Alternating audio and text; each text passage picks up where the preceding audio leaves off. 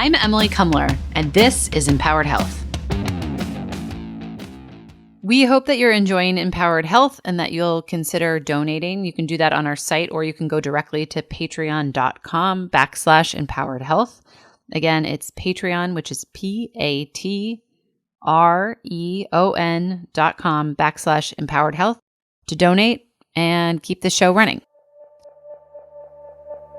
Last week, we looked at sort of the role of IVF and how in vitro fertilization works and when it's really necessary. And this week, we're going to look at how IVF is not the first thing you should do. And in fact, there's a lot of parts of this that still seem sort of not well understood, which isn't going to come as a surprise to our regular listeners who know really well that a lot of these topics are pretty newly studied. One of the things that's interesting to me is that I feel like the OB/GYN issues in women's health seem to be the ones that have been studied the most. And yet, when it comes to fertility, there still seem to be a lot of things that we don't really know that well. We're going to talk to Dr. Alan PENZIAS, who's with Boston IVF, who we heard from in last week's episode. He's going to sort of talk to us about some of the common mistakes that family practitioners make and that probably are common in the IVF journey. So when we're talking about women suffering from infertility issues, it seems to me that there are always sort of the same treatments. And so anecdotally, if I think about, let's say, a sample size of like 10 friends who have had trouble getting pregnant, they're pretty much all just put on Clomid as step one. And that feels highly unlikely to me that they all have the same underlying issue. But it seems like the goal of the doctor is just to get them pregnant, like sort of by any means necessary. And that then sort of leads to the same kinds of treatment, which are more likely to get somebody pregnant. But nobody's actually saying to these women like, oh, you have syndrome B and you have syndrome C and you have syndrome D. And those probably require different things that might remedy this problem rather than just assuming that we have to go forward with IVF. Can you talk a little bit about that?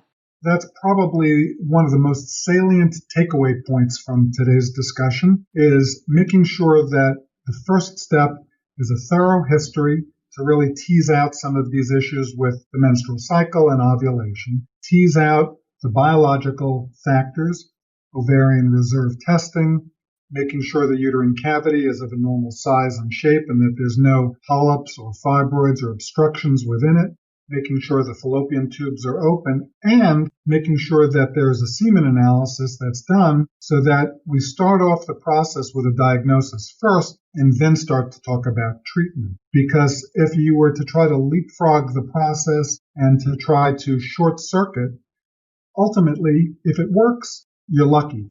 But if it doesn't work, what you've done is cost that individual the extra time it's taken in using treatment that may not be indicated. Perfect example. I saw a couple the other day. Her cycles were a little bit irregular, and she had received some clomiphene citrate from her family practitioner to try to straighten out the cycle, because very reasonably the guess was that she's probably not ovulating regularly. However, she came here, we did a comprehensive evaluation, and it turns out that her partner had 0 sperm in his ejaculate. So we're in the process now of referring him to one of our male infertility colleagues, a urologist, for further evaluation because he may have an obstruction and he may not be able to pass any sperm without some surgical intervention.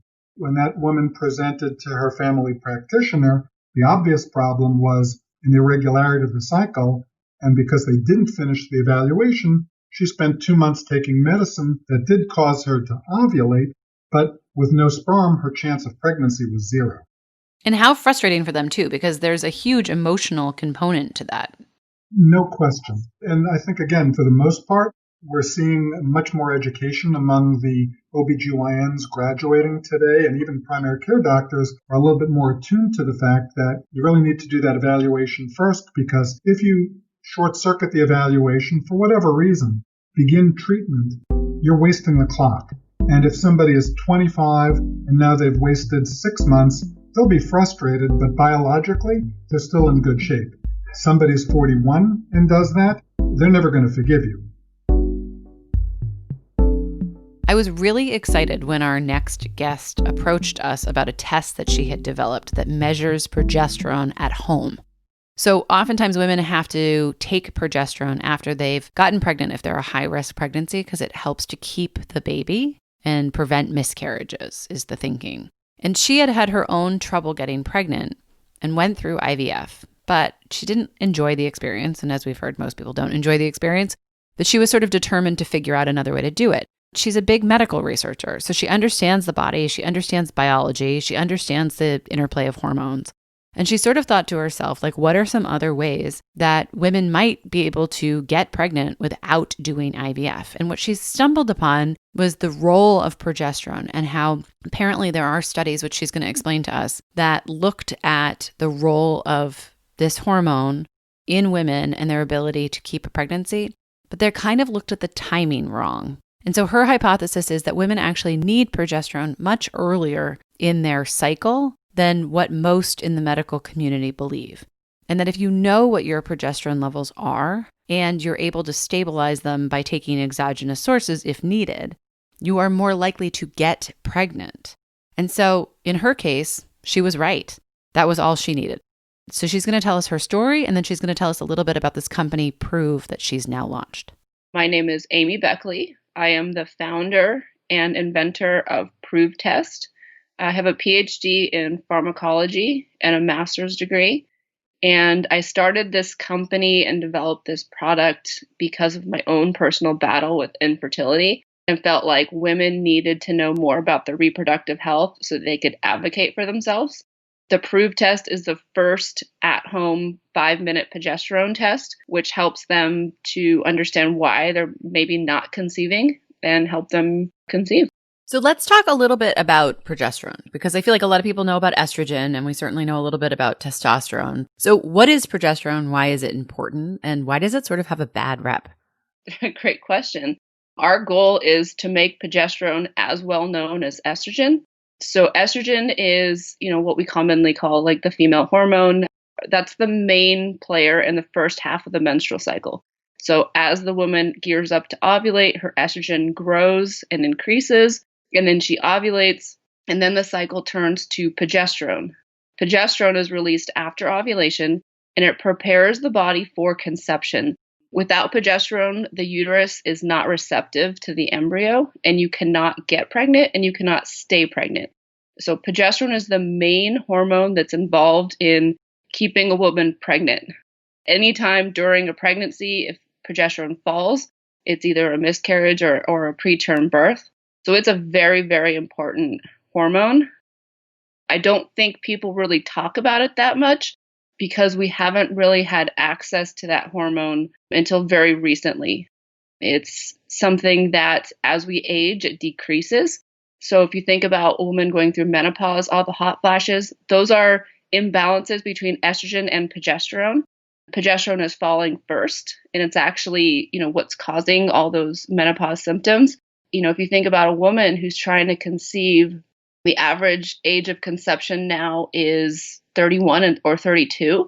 Every year that goes by, your progesterone goes lower and lower. And so as we wait longer to start our families, our progesterone is declining and becoming the number one cause of infertility.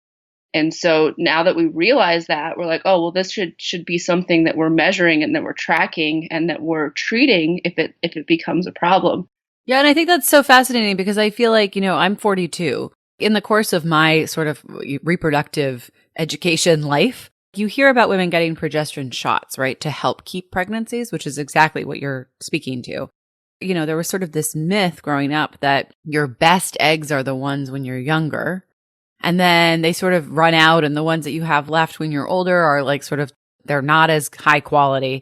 And I think what you're finding, and certainly other researchers that we've talked to, is that there is some truth to that, right? The survival rate of your eggs may deplete a little bit when you get older. But also this idea that like your hormonal imbalance as you get closer to menopause changes the womb environment.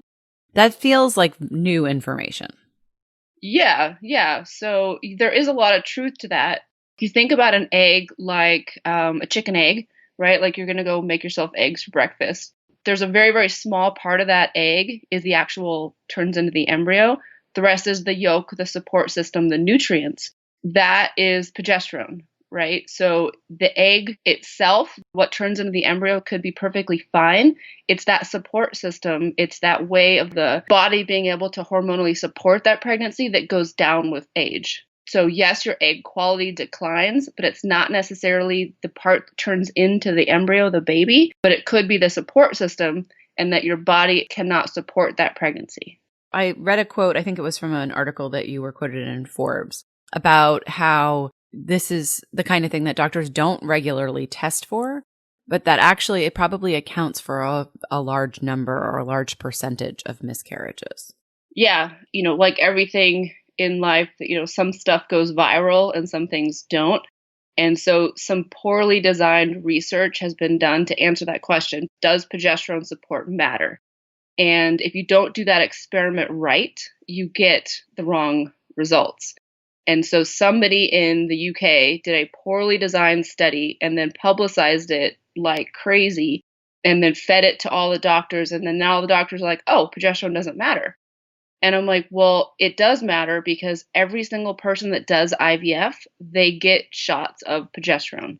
So it's got to matter. So what was the bad study saying? So the bad study was saying that, you let a woman try to conceive, and on the day of her positive pregnancy test, that she was either given progesterone or not. And then they followed the live birth rate to see if the progesterone supplementation helped or not. And they found maybe 4 or 5% increase in live birth rates. And they're like, yeah, that's not significant. But the problem is progesterone's role is to help a woman get ready to receive the embryo. So if you're waiting until that positive pregnancy test, you're missing that entire population of women who didn't get pregnant at all because they didn't have enough progesterone to even support implantation and conception in the first place. Is it fair to make the assumption then that the women who were tested already had higher levels of progesterone because they were able to get pregnant? Yeah, absolutely. Yeah. So there was a different study that was done and it wasn't as publicized and it wasn't as big of a population, but it was, several hundred, maybe 500-600 women. I'd have to go back and check. But 3 days after ovulation, supplemented with progesterone or not, and then followed them through. And what they found was a 35% increase in live birth rate. So that's the correct study. But of course, that one wasn't as widely publicized. And so now, doctors are getting fed the progesterone doesn't matter. Your hypothesis is that if a woman has higher levels or a better balance of progesterone starting from the beginning, that she may not even need IVF. Absolutely. Absolutely. So talk to me a little bit about that. That's what happened with you. Is that right? Yeah, right. So the healthcare system is broken in the way that we treat fertility, infertility. So infertility is defined as 12 consecutive months trying to conceive with no conception, or recurrent miscarriage is defined as 3 or more miscarriages in a row. Which is unbelievable you think about the psychological cost of that on the woman and the physical, just the whole thing is terrible. Oh, I know. Yeah. I know. And then, once they've hit one of those triggers, they're allowed to go get treated for infertility. And then it's 100% out of pocket, mostly. Sometimes if you work for Coca-Cola or Starbucks, you get IVF paid for. But, for the majority of people, IVF and infertility treatments are not covered. And so if you think about that journey, I was 29 when I started that journey, and I went through a couple miscarriages.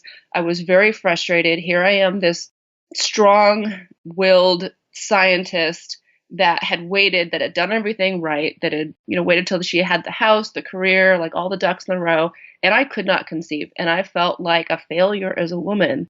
Nobody would help me. Nobody would help me and be like, oh, I had a loss. You're like, well, that's common. 1 out of 4 pregnancies end in loss. Call us if you have 3 in a row. I was like, this is ridiculous.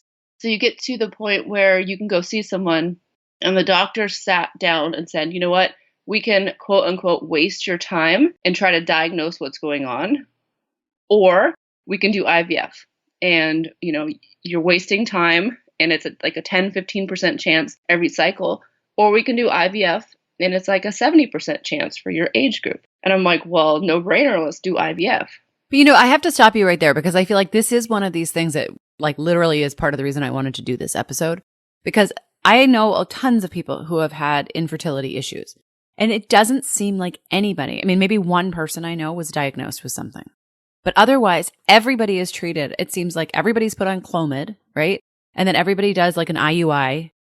And it's like, wait a minute, like there's no way that these very different body types, very different backgrounds, very different women are all having the exact same problem. And so like that to me is crazy that like we're basically in a situation where all of these very different women are having whatever underlying conditions are never being diagnosed, right? And so it's like we'll just flood their system with hormones and get them pregnant. And one of my girlfriends who went through a huge amount of struggle, emotional, physical, I mean, I feel like the toll on her body is like incredible that she went through all of that to me. Actually, two women that I'm really close with. I mean, I feel like they're like soldiers for what they went through. I learned so much about the experience from them.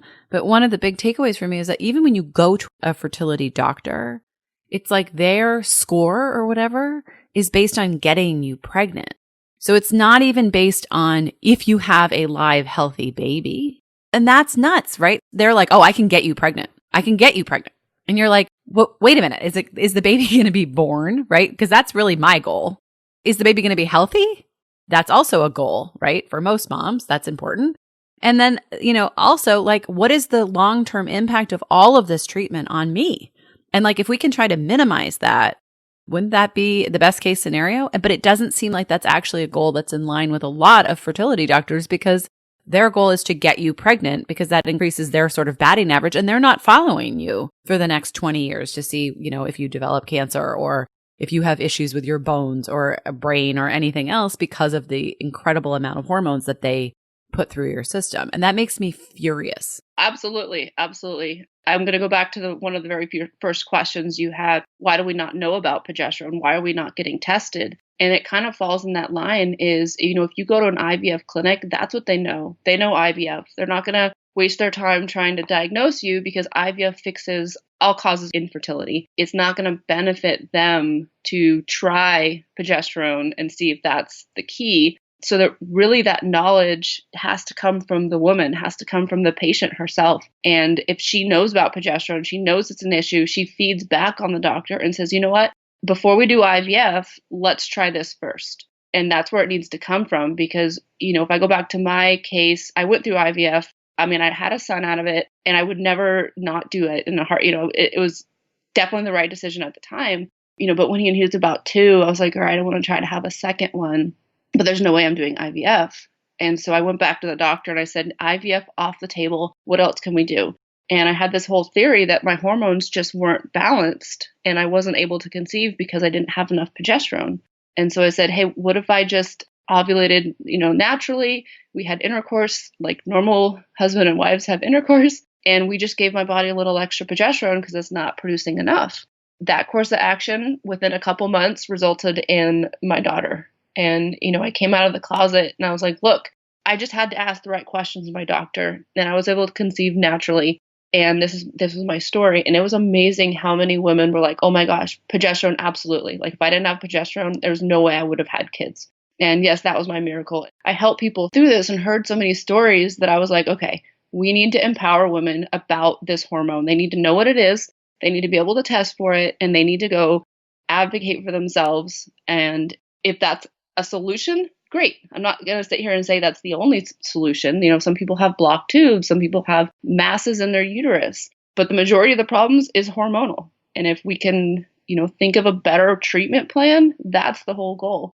It's just more education, taking away some of that black box and taking away, IVF is the only option.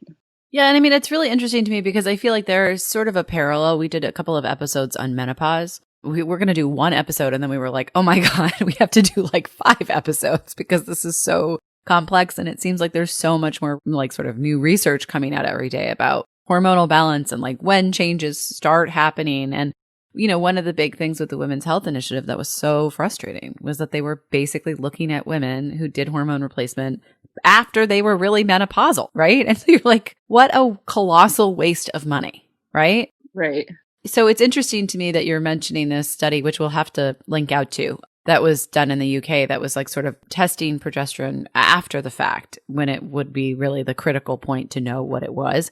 You have this home testing kit, which we'll also include in the show notes and have a link to. And so when do you recommend that women start testing their progesterone? Like, is it important to do this, every day of the cycle to sort of know how it changes? Or are there certain points where you feel it's especially critical? There's a period of time that it's especially critical, and we call it the implantation window. So it's between 7 and 10 days after a woman ovulates. That's when progesterone should be high and gets the uterus ready to receive the embryo. Typical blood tests, if you have access, if you get a blood test, is a single point in time, which with progesterone, it's not really sufficient because you have to make sure that hormone is high enough for long enough. Because at any point, if it drops down too low, that's where you're at risk of not getting pregnant or not staying pregnant. And so it's a urine-based test. It looks kind of like a pregnancy test. You collect morning urine, dip a strip, wait 5 minutes, read the number of lines. And our threshold of a positive test is the minimal amount of progesterone needed to support conception, considered by most physicians. And so the kit comes with 7 test strips. Use about 5 per cycle. So you give a couple extra in case you tested on the wrong day or, one of the tests didn't work or whatever it is. But really testing that 4 or 5 days during the cycle really gives you a snapshot of, is progesterone a problem? Is it high enough? Is it staying high enough for long enough?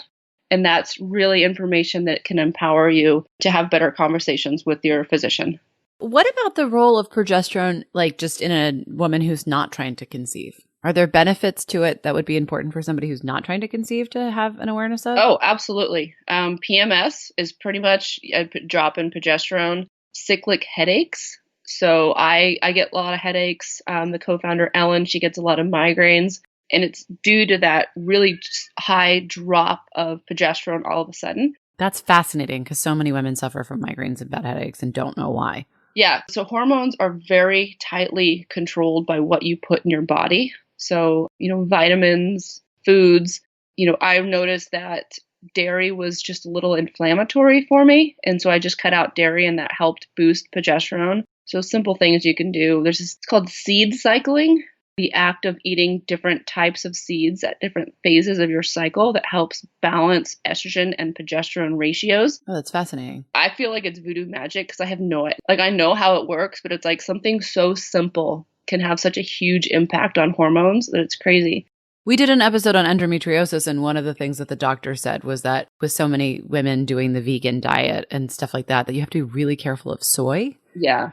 Because it has so much estrogen in it. And so he was sort of saying that one of the first things he does when he has patients come who want to have surgery for endometriosis is he sort of suggests that they remove the soy from their diet. And sometimes that helps with the sort of chronic pain in a way that medication does not. So I'm a big believer in like what you eat definitely impacts all of your sort of health, like that whole food is medicine stuff I definitely believe in.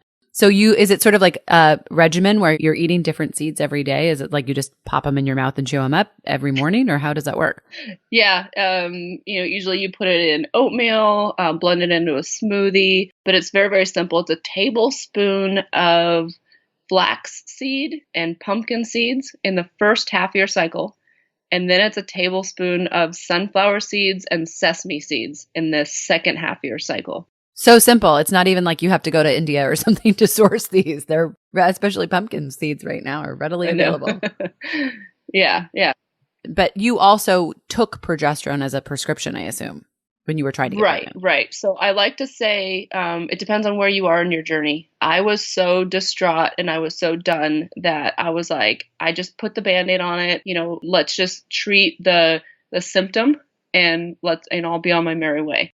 If I had known sooner, maybe I was on hormonal birth control for 10, 15 years. If I was like, oh, I'll just get off a year before and really make sure my hormones are ready. I just didn't plan ahead. I was like, oh, I'm going to stop taking birth control. I'm going to get pregnant next month. And I got so frustrated. Well, of course. We spend our whole lives trying not to get pregnant, right? And then when you want to get pregnant, you think like, wait a minute, I've been trying so hard to not get pregnant. Now it's going to be hard to get pregnant. Like that doesn't make sense. Yeah. So, if I had to do it over, I would have started sooner and made sure my body was right and taken steps to naturally increase my progesterone levels. But I was like, nope, not having this. I'm just going to put the Band-Aid on it. My body's not making enough. I'm just going to give it more. There's, medications for that, bioidentical hormones that they give, menopausal women all the time. Yeah, and the other thing that's interesting is I just recently was looking up like hormonal testing that I had done. And it's really frustrating because I know that whether it's like cortisol or estrogen or estradiol, whatever, like you kind of need to know where you are in your cycle to know how to read those tests. And nobody marks that off. Yeah. You might know in the moment, like assuming you're not trying to get pregnant, but you're just trying to sort of understand what your hormonal levels are, which I feel like I'm always curious about because I really believe that like in 20 years, we're going to look at hormone regulation as the regulation of health overall. It's fascinating because I can look back at all, different tests I've had at different times, but it's totally meaningless because I don't know where I was in my menstrual cycle when the blood was drawn. Yeah. And even things like cortisol. I mean, I feel like there's some cortisol tests that I can look at the time of day and I'm like, why were they testing my cortisol like in the afternoon? Like that's so crazy to me. Like what a waste of money. And that I probably put some stock into that test result, which I now know is pretty meaningless. Yeah, no, absolutely. And we agree 100%. And we're more of a let's track daily hormones and look at what's happening over time. So we're coming out with a menopause specific product where it tracks estrogen and LH and progesterone over your cycle and understands what's going on. So it's, more of a take this test 5-10 times during your cycle for a fraction of the cost of doing it one time and not having any valuable information at all. That's awesome. I cannot wait for you to have that out. I mean, I interviewed, obviously a number of experts for the menopause episode, and one of them, I asked her about hormone testing to try to figure out how close you were to menopause. That like, is that a way of sort of having, I think everybody's sort of curious, like, is this happening to me or is it not? When is it going to start? What's it going to be like? Right? Like all of those sort of expectations. And she basically was like, no, don't bother because there's such variation that we don't have any idea how to say like, okay, you're doing this because from one day to the next could be quite different. And it wasn't the right time for me to push her on that. But like in retrospect, I have thought a lot about like, what a weird thing to say because it's the variation that dictates menopause, right? So yeah. That's the very diagnosis is like, is it becoming more erratic or not? And if it's more erratic, then you're probably entering into that phase of your life. And wouldn't you want to know that? I mean, I get what she's saying, but sometimes that period is 10, 15 years in women. I don't know if it's a matter of diagnosing that it's happening, but more of diagnosing what's going on with your hormones so that you can treat it. Mm-hmm. For example, if you put a woman on hormone replacement therapy when she's already gone through it, not going to benefit at all. But if a woman's going through it and you give her estrogen when she really needed progesterone or, something like that, and it made her symptoms worse, that's a problem. So really understanding what your hormones are doing on, a monthly basis or, semi-monthly basis is really going to help you personalize your treatment and help those symptoms go away. Like we're not trying to prevent menopause. We're just trying to make the process of going through menopause more bearable. I'm 39. I haven't done it, but I'm gearing up. I'm getting mentally prepared. But women that go through it, they're like, it's horrible. Like you have these days where you just don't want to get out of bed and it's like, so impactful on life. I am such a big believer in like the more data we have, the more we feel in control, right? And it seems like what a lot of women, I mean, I haven't gone through menopause yet either, but I own 3 wellness centers that are sort of, the average age is probably 47. And so we have a lot of women who are sort of going through this and very frustrated. It's interesting because one of the big things that you hear very frequently is the sort of erratic nature of it. And so you can't plan, right? Like you don't know, is this month going to be a month where you have estrogen and you're going to get your period? And so it sort of feels like how you have been cycling for, most of your life. Or is it going to be a month where you don't produce any estrogen and you're not going to get your period and you're going to be like feeling totally different?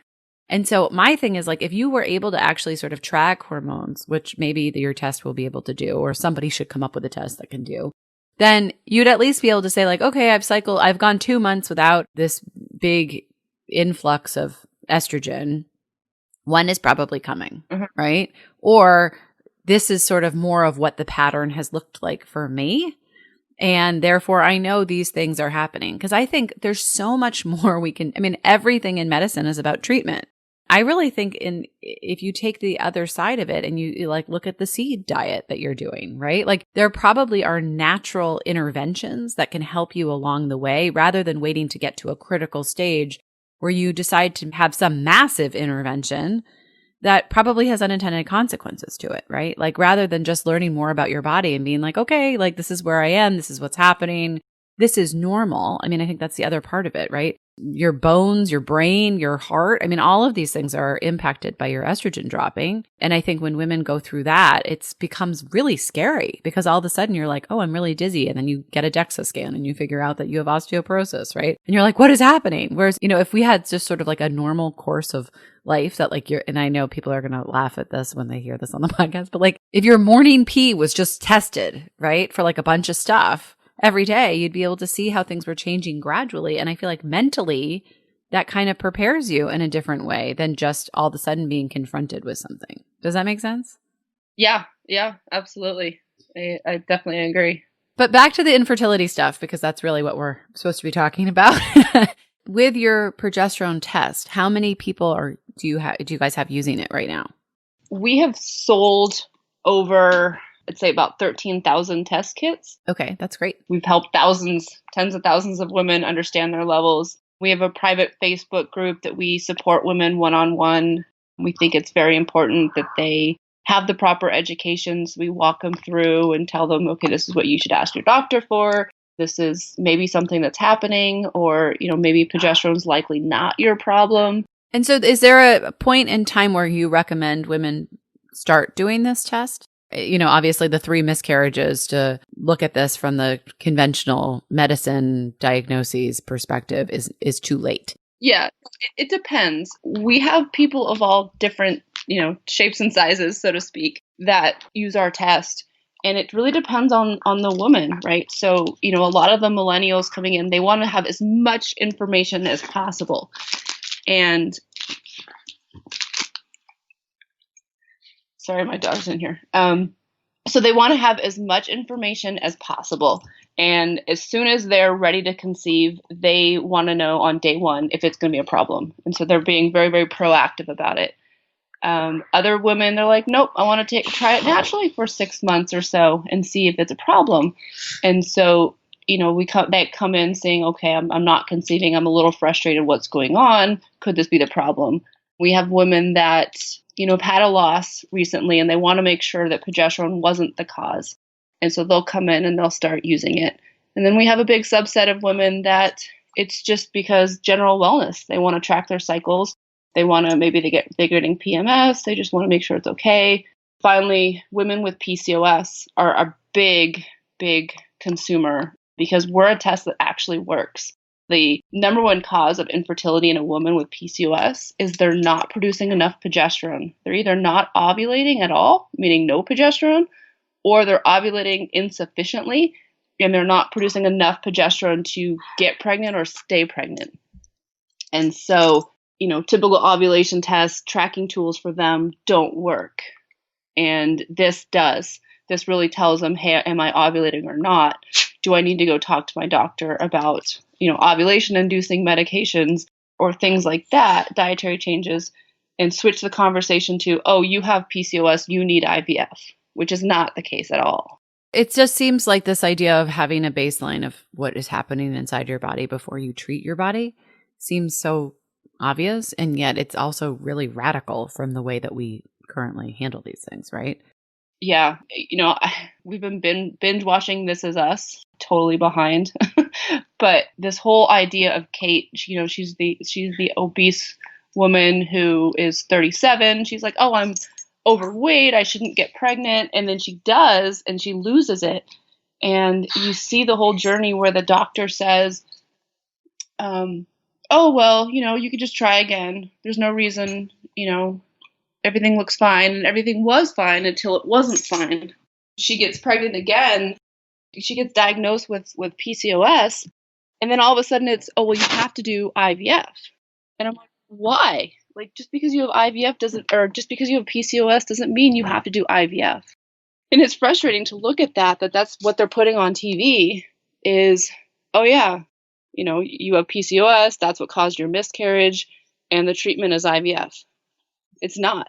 Right. Well, and also, I mean, I feel like that metformin seems to do wonders for people with PCOS. I mean, I feel like there's a lot of other options before doing IVF. That seems totally irresponsible. Yeah, absolutely. And it's TV, so they have to like glamorize it. But I'm like, no, you shouldn't put this on TV. That's not right. So I know I'm going to sound like a broken record here, but I feel like this is another one of these episodes that really reminds me of the importance of being your own advocate and doing your own research. And if you have friends that are going through this journey, maybe send them the podcast so that they can start thinking about these things in sort of a broader view of not only their own health, but also what do you want to expose yourself to? What do you need to expose yourself to? And those are really deeply personal questions that I think everybody needs to answer sort of in the confidence of their own psyche and how they're feeling about what they have a tolerance for, as well as with a doctor that you really trust and that you think has a good reputation and that you've looked into a little bit. I think becoming a mom is something that when people want to become a mom, it is such a big identity changer. We have to sort of go through this process where we wait for it. And when that's hard, I think that can be incredibly frustrating and painful. I would just say arm yourself, just as you would in any kind of life transition or painful experience. The more knowledge you have, the more you'll be able to navigate and protect your own body and probably increase your chances of having a successful pregnancy. So obviously there's a lot of this that people still don't completely understand, and there's a lot of different methods to treatment. And the female body is, incredibly complex and probably different from one to the next. But we hope that we have given you some starting points to think about this and also some points of sympathy. I think motherhood is so hard, and in today's world, we feel very isolated. And I think the idea of being a mom and going through pregnancy and the changes of your body, and is your body going to work, and how does that make you feel, are so grueling. And so often we don't give each other enough support. So if you see somebody who's pregnant or you hear about somebody who's trying to get pregnant, just know that they're going through something that's pretty massive. And we should probably all just, hold the door open for them, give them a hug, just let them know that you're supportive of them without making it into something that makes them feel under a microscope, because they might already be under a microscope. I'm Emily Kumler, and that was Empowered Health. Thanks for joining us. Don't forget to check out our website at empoweredhealthshow.com for all the show notes, links to everything that was mentioned in the episode, as well as a chance to sign up for our newsletter and get some extra fun tidbits. See you next week.